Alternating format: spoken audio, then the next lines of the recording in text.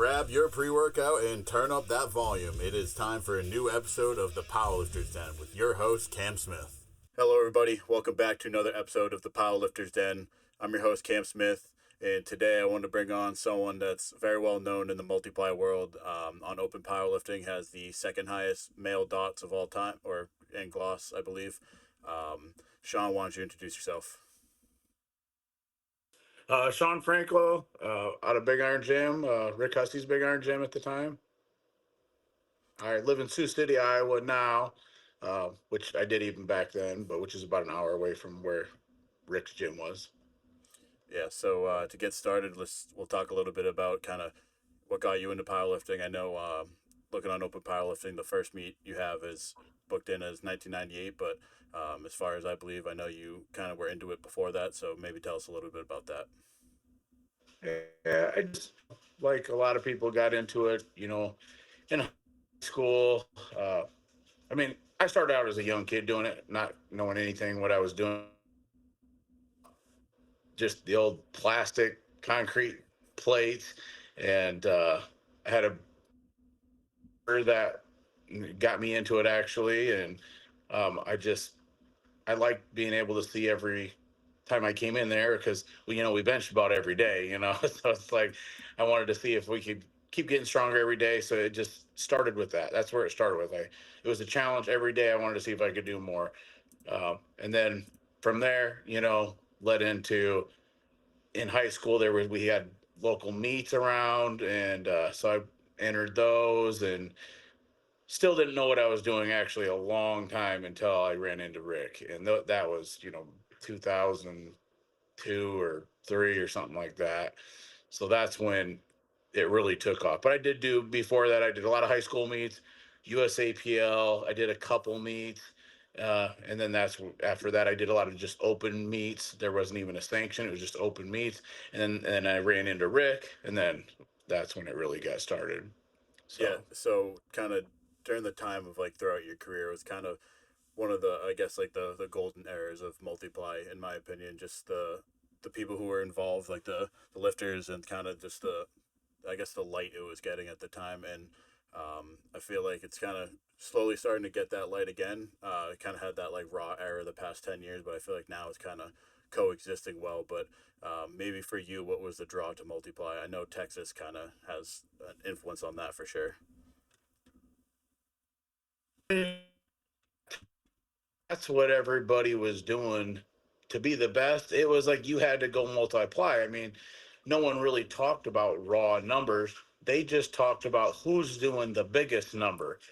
And there wasn't so many difference in all the federations. It's like nobody would have said, oh, what's, raw.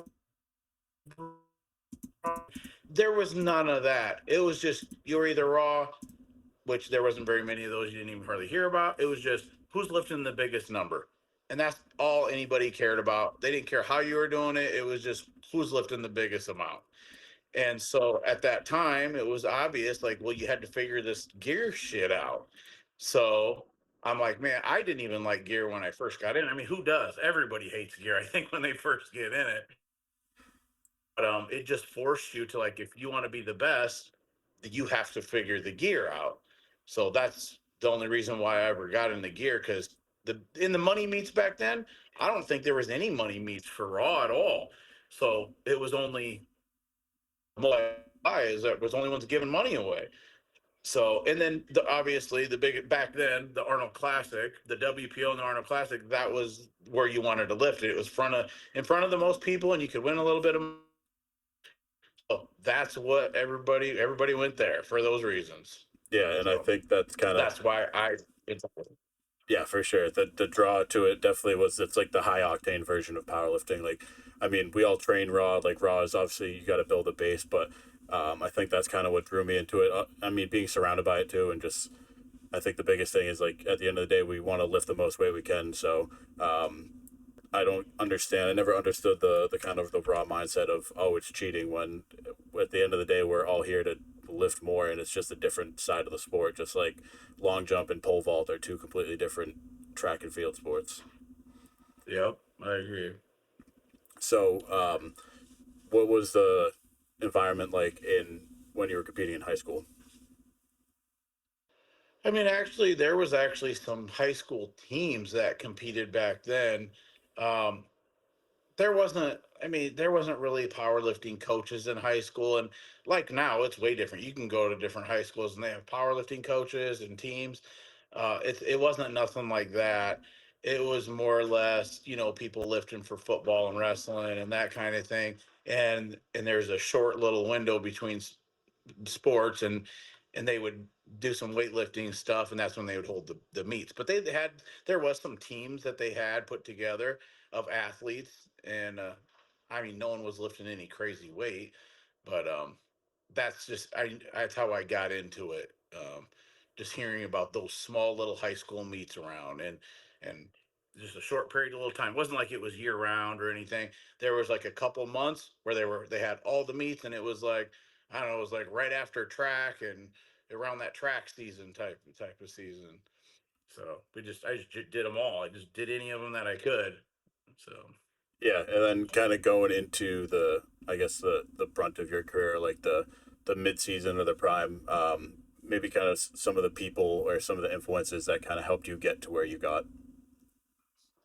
so like, I mean, West Side obviously had always had a lot of good lifters. For me, George Halbert, he was one of the best benchers at West Side. He set the stage really to some crazy bench press, in the high sevens at 198 when nobody was doing that. I mean, even heavyweights were benching 600, and here this guy comes out and he's benching like 771 and numbers like that at 198. Like, that was crazy. Um, Back then. So I'm like, how do you do that? I gotta figure this out, And he's the one that I think first cut up the back of a bench shirt and learned how to pull it over your shoulders. And now, like, I mean, that's just what we do. And it went to a whole nother level. But I mean, they kind of started doing that, and I didn't really understand it, but I'm like, I gotta figure this out. So so he was one of the really big benchers, but even me coming up through the game, guys that I saw that were really good. I mean, Travis Mash was a really good lifter. In my 198, 220, those weight classes. I don't know, Travis Mash, but he had some big totals. Um, Jesse Kellum was another a big lifter. Um, oh, who else? I mean, even like before I actually trained with Mike Cartinian, like, I didn't really know Mike Cartinian at 181. If you're familiar with him, he had a lot of great numbers. He ended up moving out and being a part of our team. So me and him met at the Arnold, and we got to be friends. And he ended up moving out, and man, I still talk to him today. So he's a really good competitor. Um, then you meet obviously, Chuck Vogelpool, man. Everybody knew Chuck, intense lifter. Man, just ridiculous squatter. Guy was just crazy and intense. So everybody loved that. Uh, Westside had quite a few good guys. Um, but Chuck probably was the one to stand out on like squatting. George was obviously the one to stand out on the bench. They had several 800-pound pullers, and I'm not sure if they had a 900-pound puller at that time, but I know they had quite a few 800-pound pullers. But those are some of the names that come to mind anyway. Yeah, and then I guess from all those names were obviously huge and kind of critical in the history of powerlifting, especially multiply. But maybe from kind of that time period to maybe what you see now, like what's some of the biggest differences, whether it's the environment or like the intensity, like what are some of the biggest things that you've noticed have changed? I mean, I'm going to be honest with you here. I don't like the way that multiply has gone. Um, I talked to my guys. This is actually weird because in the last couple weeks, I just had a conversation with guys on my team, and I train people that are raw, multiply. I mean, I don't care. Powerlifting in general, I train. So there's a lot of meets that you can go to as a raw lifter and compete against the best. And and you can win some money. And that obviously right now is very popular. Multiply just isn't the way it used to be. And so, you got to ask yourself, well, why isn't it, And I just feel like the way that the meets are ran, there's no reason why multiply can't be what almost to the level or whatever that it used to be. I know a lot changed at once. So a lot of the big iron when Rick passed away and now Louis gone. I mean, there was a lot of things that changed since then. So I get that. Yeah. But I think there's a lot of lifters that lifted in multiply that were passionate about the sport. I talked to Brian Carroll still sometimes, there's some people that I think want to support it, but the people that are running it don't want to change the way they are doing it to make it better. And that's what's wrong. Because I will guarantee you, if I put a meet together and gave 50 grand away, people will start learning how to use some gear. Yeah. You just got to give some money away and hold a big meet, and people are going to want to figure it out. Because I would, if back when I was doing it, if there was some big raw meets that I could go win some money, well, hello, I would figure that out too and want to go do those. So people say it's not about the money, but I'm not saying it's only about the money, but it's about competition. Yeah. And how do you get all the best athletes to compete against each other? Well, give them a reason to. Yeah. Give them some money and get an audience. Everybody wants to lift in front of an audience, and anybody wants to win some money to be the best.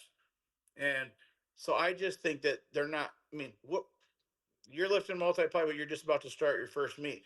Okay, you can go to the WPO, supposedly supposed to be the best meet at the Arnold, and what? Win $2,500? That's nothing. I mean, you're going to spend 1,000 or more on the trip. So, I mean, what are you getting? You want to go to compete against the best. Rick, we went to wherever the best were competing. Rick's like, we're going to go to wherever the best are because we're going to beat them all, but we got to go to them. If they won't come to us, we'll go to them. So Yeah. that's what we did. We traveled to go to them. I just think now people got to come together to hold a big pro multiply meet to get more multiply guys involved. And then people will come from other federations and other ways of lifting to figure it out, like I had to do. But I mean, so get some money together. I mean, there's a lot of companies, and I don't know why they can't come together. I mean, between, Inzer and, Overkill, you got all these, Spud, you got just a whole bunch of companies and lifters that are making money off of podcasts and all the other things. There's a whole bunch of guys that should be able, Elite Fitness, a bunch of us could all come together and put a money in and hold a big meet and maybe have a board or whatever and hold the big meet. So like there's a big cash prize for these guys coming up and make the meets exciting for them. And all it's going to do is get more people involved in multiply. So people are going to buy their suits, buy their gear. So they're going to make money. But I don't know why anybody hasn't done that yet. Yeah, So I think that kind of brings up one of the bigger issues in the sport of, I mean, the kind of segregation and the separation. It's not as tight knit as a whole. Like the multiply community is still pretty tight knit, and because you kind of have to be. But I think that was maybe one of the bigger downfalls from like the raw boom is kind of the idea that you can do this on your own, and that going separate and just training on your own or trying to start your own thing and doing your own thing, it's kind of just detrimental to the sport as a whole. yeah, I agree. Because you miss out on a lot more. There's a lot more things that I got out of it than just the numbers, and it's the relationships that I built with my team, with my coach, that lasts your lifetime. And people are missing that because you can just do everything on your own and train on your own, and you can travel, and you can now people, you're working from home or you can work from wherever you want and train all over, which is, I mean, there's a good aspect of that too. Don't get me wrong. I mean, part of that's good, but part of it's like, so who are you loyal to, and who's your team, and who you're really with. A lot of people are they're doing their own thing, Yeah. like you said. And kind of to So be like devil's advocate here, I think the meets. I mean, obviously, like the meets are not super high in cash prizes, but I feel like some of those local meets that you do get a couple grand involved, it kind of turns into a band shirt festival at that point. So I kind of want to hear maybe your thoughts on that because that wasn't something that was really big during your time. Yeah. I mean, the way I look at like the band shirt thing is it's just another category. So if people want to figure that out and take it to a whole nother level, I say great, go for it. I mean, man, lift bigger numbers. The only thing is you just can't compare it to a multi-ply shirt Yep. because it's not a multi-ply shirt, so it should have its own category. Therefore, I mean, if you're going to use that, it's not going to be like adding towards your total, if you're using a band shirt. So I'm all about categories, sticking to the category. So you can't crisscross them and be like somebody lifting half raw, half the clip, and half band shirt. I mean, like, how does that, Yeah. like stick in your category? And there should be records for all of those things. But I'm like, it's another division, so go for it. Have at it. Figure it out. Yeah, I definitely think the band shirts are kind of like it's changing the sport, and it's really cool to see. I mean, you're seeing a lot more 1,000 pound benches. Obviously, like you probably won't see many more poly benches over 1,000 anymore. Just that's so rare. There's only been I think like 7 people ever or something to do that. But I definitely agree that it needs to have its own space. It needs to have its own category, just like a raw lifter and a single ply. Like it's all separate, but you got to keep. Yeah.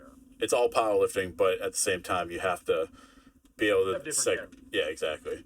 Yeah, I agree with that. Yeah. So, since when's the last time you competed? I mean, my last multiply meet was like 2010, and I did a couple raw fun things that some of my people I trained, I was training them for meets, and they wanted me to jump in with them and kind of and do a couple things. So I maybe did a couple meets with them in the meantime. But I mean, that not really. So 2010 was my when I was really going at it. That was my last multiply meet when I was competing. Yeah. So since then, I know you own the gym now, and you're still kind of staying involved in the sport. Maybe tell us a little bit about kind of what your involvement kind of looks like today. Well, today, I do train power lifters. I train raw lifters. I train multiply lifters. And then really I'm getting into, I guess, I mean, and I've done this for a while now too, is bodybuilding. I got into bodybuilding a little bit after I got done powerlifting. It was just something new I wanted to learn. And I don't know. I would say, I can't say it's fun because not very many people can really do it correctly. I know it's just kind of changing the topic, but this is what I'm doing. I do train bodybuilders too, and it's a little bit frustrating because, like with the power lifters, I can watch you and say we're going to lift this, and I can watch you either do it or don't do it. Yeah. With bodybuilding and doing someone's diet, I don't really know. Well, I kind of do know if they're doing it or not because it shows, but it's different. Yeah. And I will tell you, few people will make it through what it actually takes to do bodybuilding correctly because it's a different kind of suffer. Yeah. To be the conditioning that need to be, you have to endure the suffering of what it feels like. And not many people do that. They always cheat or they'll tell you they aren't, but you can see they are. And um, so it's just different. But I mean, I do enjoy them both when they're done correctly. My problem is my expectations are usually pretty high. So, I mean, I might come across like an asshole or too hard on people or whatever. But I mean, really, it's only because I care about how well my athletes do. Like, I can't help it, man. Like, there's a right way and there's a wrong way. And there's just the only way I know how to do it is we got to do it the right way. And it's normally the hard way. So, you're going to be pretty beat up training with me. I mean, I don't know. I thought you should expect that with powerlifting. You should expect to be beat up, Yeah. and I mean, everybody goes through. I mean, you're getting going in it right now. I'm sure you've already been in the gear. You've been frustrated by now. You're like, man, like How do you figure this out? What am I doing wrong in this area? How do I do this and that? These little things, you're trying to figure out right now, and it can be frustrating. But and it is. I mean, like I have guys that come out and visit and train with us, and they think they're doing good, and I don't even know because I don't really pay attention. Like I might not know all these people and what they're doing all the time, and I'm talking to my guys. Well, they're there. Well, these guys might be hitting a PR, and one of our turd lifters is lifting maybe more than them, and I'm telling that guy that he's doing a shitty job because I'm telling him what he's doing wrong, Yeah, and the other guys are looking at him like, well, he's lifting more than I am, so what is he thinking about me?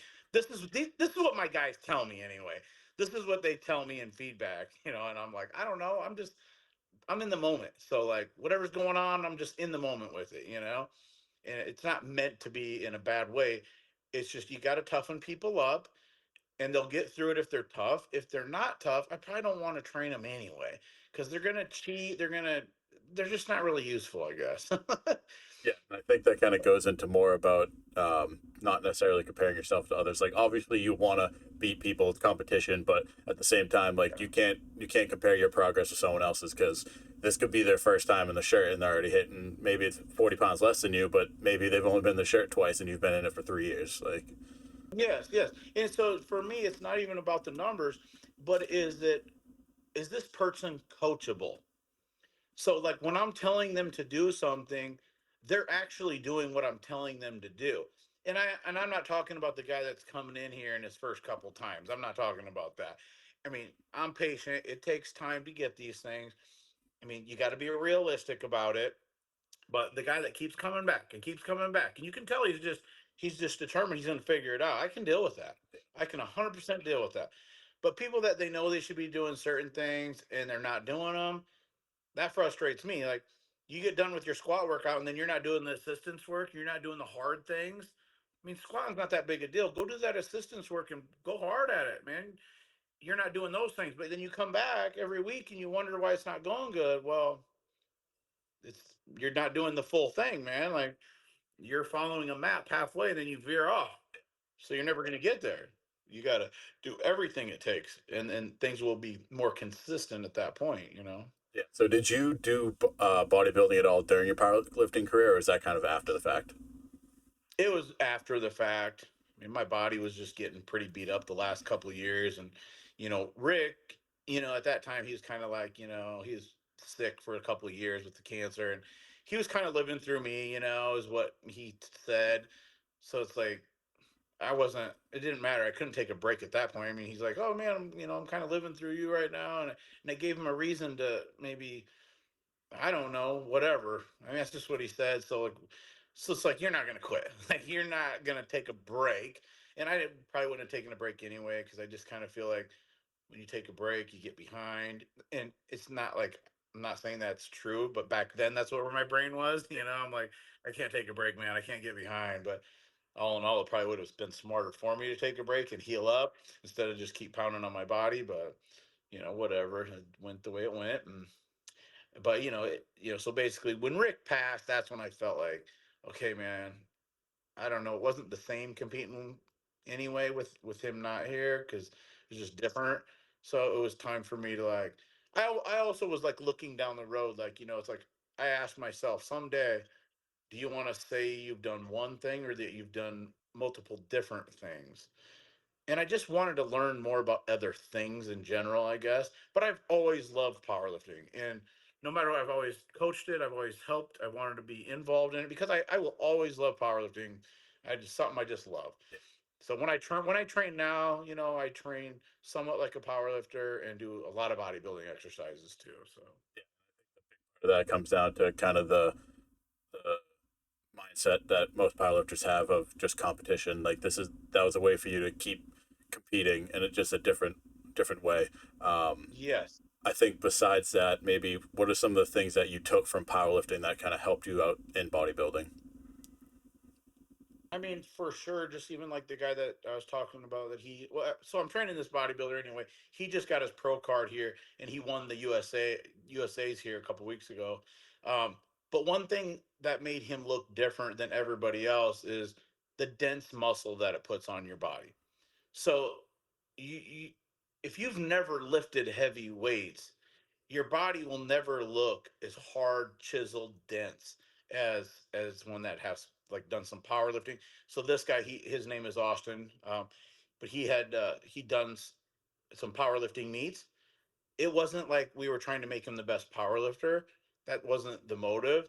But to train like a powerlifter temporarily in and out was just to make his body dense and hard. And it was good to handle heavy weight as well when he was trying to develop. So when you see a hard, grainy uh, bodybuilder, you know that they've lifted some heavy weight. They didn't get there because they just lifted little weights and high volume, you know. Yeah, I mean, So it helped me. It helped me when I was, coming off of powerlifting for so long. It just made me look. I was just really hard looking. But the problem with me is because I'm so short. Like it would be nice, maybe like I would have liked to competed in the classic physique. yeah, I like that look, and I would have liked to competed in that class. But because I was so dense, I was heavier, and you have to, I think I had to be at like 176 to compete because of my height. And like my last bodybuilding show, I was 196. So like I'm not gonna lose 20 pounds of muscle or whatever just so I can do the classic physique. It's like not worth it to me. But yeah, so it helps in that way, as you just have a different look to you. yeah. And then I guess as far as the mindset and maybe the training goes, what are some other takeaways? Maybe I feel like obviously if you're going from multiply to powerlifting, you have that intensity that's needed. But in terms of like recovery and things like that, Yeah, I mean, like the difference too is like, powerlifting, you get done training and you feel like you got in a car wreck. You feel like your body's like to the bone and core, you feel messed up.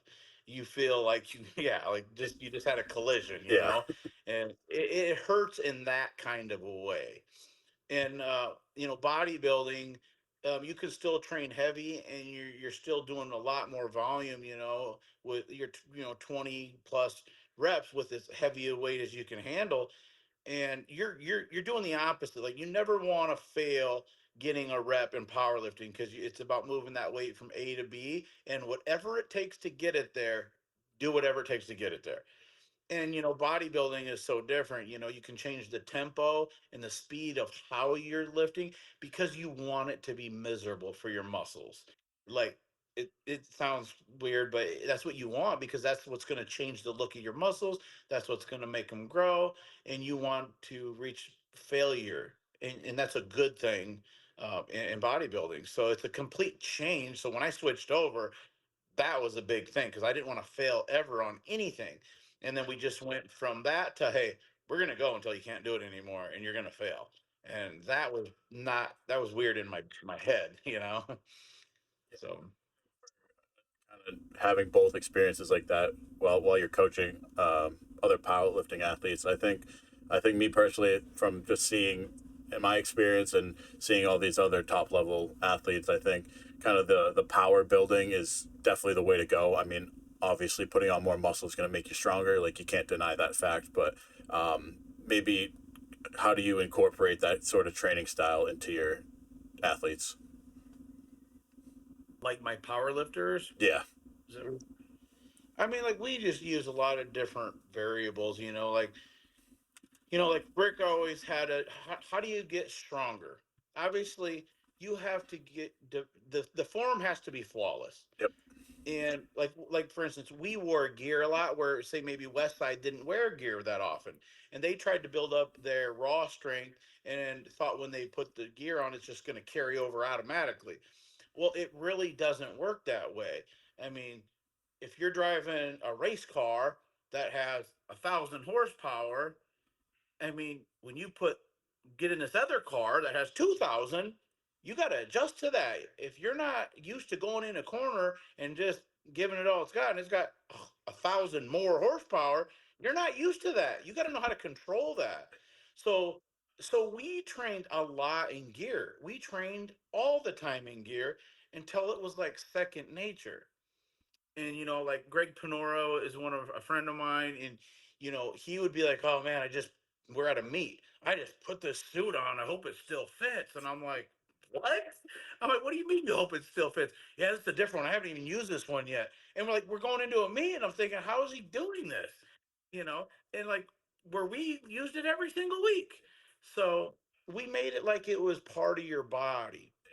So once you made that gear part of your body, we use different obstacles to train your weak points. So how do you get stronger? You get stronger by training your weak points.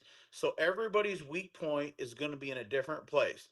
So that's where it gets a little bit more individualized. Like, hey, you need to do more deficit pulls, or you need to do more tricep work and reverse band presses. Like, we throw in those different things, variables, depending on where you're missing a lift or what weak link you have. And that's how you get strong. Because if you can always make your weakest point, your weak link strong, you can continue getting stronger. And those areas move. Your weak areas will move to a different spot, and then you got to figure out, well, how do I make that strong? And as long as you can keep doing it, it'll keep moving around, but you can continue getting stronger. And man, there's like no limit. You can just keep going. I mean, powerlifting is a perfect example of like you're only as strong as the weakest link, and you got to keep, like you said, keep switching the variables, keep addressing those weak points, and as long as you're doing that and staying healthy, like there's basically nothing stopping you. Yes. Yeah. And being healthy and staying healthy, and then there's like, you know being healthy, what you should actually be eating. And from when I was doing it to now, there's so much information on how you should be eating, what you should be feeling your body. It's not like you just have to be this big fat ass power lifter anymore. You see guys that are like built like you're supposed to be to lift big weight. You're supposed to, you can look the part too. You don't just have to be a slob. And there's a lot more the information that's came around, since back when I was doing it too, which is, I think that's great. I'm not necessarily saying people are more healthy, because you're just doing a whole bunch of other things that maybe aren't healthy, but Yeah.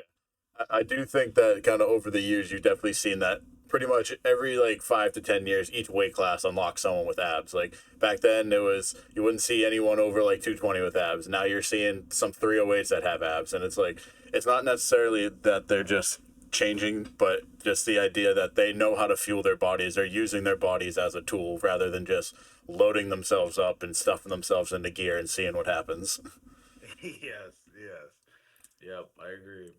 And then another thing that one of my friends was kind of interested in hearing about was kind of your cuts. Like I know you would do some pretty serious cuts back in the day. He wanted to know maybe how those went, kind of what like your methods of doing that was, and what made you decide what weight class you were doing that at. Well, you know what? When I first started doing cuts, I mean, at first I didn't have a clue, like probably most people, and I would just go sit in a sauna and die, and that is miserable. Absolutely, do not do that. That was terrible. But honestly, who really taught me how to do it correctly was Brian Carroll. I mean, and I was competing against him at that time. He came out because he needed some help on his bench, and we helped him with his bench, and he actually helped me learn how to cut correctly. So it's just water loading, pretty much sodium load, water load. And then you eventually cut down your water intake, and then you go basically the day before weigh-ins. You're really not eating nothing. You're doing diuretics or Lasix, and everybody's different on how many milligrams that they would take. And basically, first you'd want to get your water. You're going to pee out most of your water, and then you're not going to be going to the bathroom no more. And then at that point, after you start taking some Lasix or diuretics, and like I say, it's going to vary. It's different for however your body works and how many milligrams that you would take. And then once you're not even peeing after taking those, then at that point, then maybe go sit in the sauna for a little bit. But a lot of it's already going to be taken off you, so you're not going to die near as long. Now, you're still going to have to sit in the sauna. You're still going to have to do some of that, but at least it wasn't near as bad, and you could make bigger weight cuts. So my biggest cut was like 24 pounds, and in that day, and then you'd do the IV bags, you'd sodium load and salt all your food, and really you put it back on. And for me, I realized too, like putting it on is very important too, because you're in gear. You don't want to just put on a bunch of weight and it's sitting in your stomach and not filling your legs, and none of your gear fits the same. So like for me, as I started to, I'd do my IV bags, and I'd be putting my weight back on, getting my fluids in, and I would go work out actually the day before, and I would just kind of do like a full body workout, so it would push, water, carbs, everything into my muscles to fill my muscles back out, so the gear fit. So it worked way better when I started to actually work out as well. Before I mean, it's not like you're lifting heavy weight. Yeah. You're just doing little bits of weight and pumping your muscles up. And then by the time you get to the meet, everything's tight. You're full of water. Your face is bloated out of your mind. And you got tons of pressure built up, and you're ready to lift. You said your biggest cut was 24 pounds. How much do you think? Like, what's the most you think you've recomped in that like water loading after the weigh in? I mean, I always tried to get 2 pounds heavier than where my cut started. So if I have to lose 24, I want to be 2 pounds heavier than that Yeah. when I come back, and then make sure it's, all over in my body. So it's in my muscles. Yeah. So, what did you use But for? I also learned one more thing I'll add is, now each training cycle you're going to be a little bit more dense Yeah, in your body. So if you're training in another 12 to 15 weeks, right? Like your body's going to be a little dense, more dense than the time before. So you might want to be 2 pounds lighter, because the same cut isn't going to be the same and feel the same. yeah, So eventually I would only be within 15 pounds. So like at first I could be a little bit further out. And as I did meets, I had to shorten that gap up a little bit. yeah. So, I remember it was, I forget who it was telling me that kind of each cut you do gets harder because obviously as you're getting bigger, you're getting stronger, and there's a certain point when your body knows you shouldn't be doing this, and it's gonna respond to it differently every time. Mhm. Yeah. And Rick's method was, he goes, you know what? Let's get you strong first, and then we'll worry about what body weight we're doing it at. And I think a lot of guys right out the gate. I mean, I mean, I have people that do this all the time. I got one guy doing it right now where they're a new lifter, they're not close to breaking any records, and they're worrying about what body weight they want to cut, Yeah, because they think it's going to look better, because, oh man, coefficiently it's going to be better. I'm like, who cares? That number doesn't even matter anyway. Like, let's get strong first. Let's just really let your numbers are climbing right now. Let's just roll with it, man. Let's get as strong as you possibly can. And then maybe when that number slows down and it starts getting tougher, then we'll worry about what body weight we're doing it at. And it was, I mean, I needed to do that because there's too much on your plate at once. I mean, right now, I mean, at the beginning, I'm just trying to get strong. So you can't be worrying about getting strong and being the number one and beating everybody and worrying about all this stuff, because all that does is get really stressful. Then it puts a lot of stress on you, and powerlifting will become not as fun anymore because you're putting too much pressure on yourself. And a beginner lifter, you don't want to put pressure on yourself like that. You just should only be worrying about getting stronger, figuring the technique and the technical side out, and just doing better every meet. Eventually, you're going to be up there. If you get better every meet and you do a lot of meets, it isn't going to take you long, and you're going to have some big numbers. But if you're worrying about what weight you're doing it at and who you're beating, who you're going against, what records, it's going to take you longer, and it's not going to be as fun. yeah. And for me, that's kind of why I decided like I didn't want to cut to 242 because obviously I'm not at the top, and like I don't need to. Might as well go to 275 and just get my total up there, and then have some fun there. Yes. I mean, also I'm also 6'2", so like 242 at 6'2", it's kind of a small. Like 275, I can be a nice Mhm. 275, maybe even 308 someday. So Yeah. Yep. No, that's that man. That is very smart. Not very many people are thinking like that. They're instantly thinking, well, it'd be more impressive if I do it at a lighter weight. Then they go into these meets, they don't have the gear figured out, they bomb. It's not fun. They have a miserable experience, and eventually, you do that too many times, it's not very much fun. So just continually get strong, work on your form. I mean, the bench shirt's going to fit right. I mean, your squat suit's going to fit right. Don't add any unknown variables, especially at the beginning. That's a mistake that a lot of people do. what did you use for gear? I used Inzer, so I really, man, for me, I love that gear. I used the Leviathan to squat in. Yep. I used the Rage X the I don't know, was it? I used, what was it? A double ply chest plate and triple ply arms. A Rage X that was custom. Yeah. And then I used the single ply fusion, but I wore my Predator briefs, double ply Predator briefs with the fusion. Basically, it was just for the straps, Yeah. and that worked good for me. Everybody's got to figure out what's good for them based off of how they're built, but um, that it worked for me. And when something's working, why would you change it? There's a lot of people that want to try all these different things when one thing gets going good for them and they're like, oh man, you know what, I'm going to try this because so and so's got this, and they try it, and it's like, you just got to realize, I'm not saying to never try anything new, but realize that you're going to have to learn the groove of a whole different gear when you switch, Yeah. because it's going to be different. The groove's different, and you got to figure out, well, how come I'm not getting down on my squat, it's throwing me forward, or it's not allowing me to go where the other one was. I like to feel that better. Well, of course you do. You're used to that one. You're not used to this one. Yeah. So you got to learn the groove of each gear because they're all a little bit different, and knowing how to make it do what you want it to do. So know that going into it. I'm not saying you shouldn't try new gear, but when you do, or if you find something that's working, like for me, I found something that was working. I just stayed with it, Yeah. and it ended up working out really well for me. But Yeah. that's my situation. So I guess kind of maybe going through each lift, like the squat, bench, and deadlift in gear. Like if you were giving me some advice, maybe what are some of the things that are definitely one of the major things for each lift to learn or to kind of focus on for each lift? I mean, in a whole, I mean, there's there's that's pretty loaded. There's so much you could talk about Yeah. each one.